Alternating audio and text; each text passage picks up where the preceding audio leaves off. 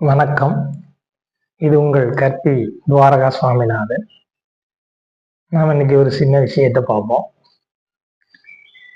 சச்சிதானந்தன் ஒரு கவிதையில சொல்லியிருப்பார், உலகத்தில் உள்ள அனைத்து கிளிகளும் ஒரே மொழியில் பேசிக் கொள்கின்றன, அவைகளுக்கு புரிகிறது அப்படின்பார்.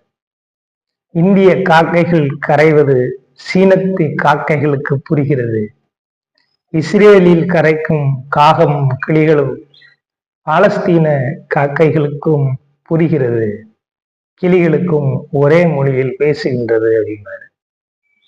ஆனால் மனிதன் மட்டும்தான் எந்த மொழியில பேசினாலும் தன்னோட அடுத்தவனோட வழியை புரிந்து கொள்வதே இல்லை. தன்னை பற்றியும் புரிதல் இல்லாமல் இருக்கிறான். ஏன் அப்படி இருக்கான்? ஏன் பகை உணர்ச்சி அதிகமா இருக்கு, வெறுப்பு உணர்ச்சி அதிகமா இருக்கு? ஏன் மனிதன்கிட்ட மட்டும் இவ்வளோ வக்ரமும் வன்மமும் நிறைந்திருக்கு அப்படின்னு அந்த கவிதையில கேட்டிருப்பாரு. உங்களை நீங்களே கேட்டு பாருங்க, ஏன் உங்களுக்கு அடுத்தவர்களின் மொழி புரிவதில்லை, அடுத்தவர்களின் வழி புரிவதில்லை? போர் இல்லாமல் இந்த உலகம் இருப்பதில்லை, சண்டை இல்லாமல் இந்த உலகம் இருப்பதில்லை. ஏன் ஒரு இடத்தில் நடக்கும் பெரிய போராட்டங்களை இன்னொரு மக்கள் புரிந்து கொள்வதில்லை?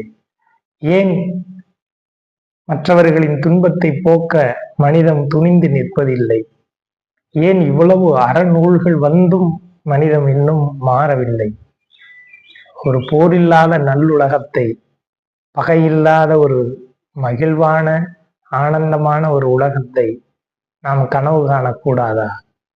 இந்த கேள்வியை எழுப்பிட்டு உங்களை நீங்களே சிந்திச்சு பாருங்க. நன்றி.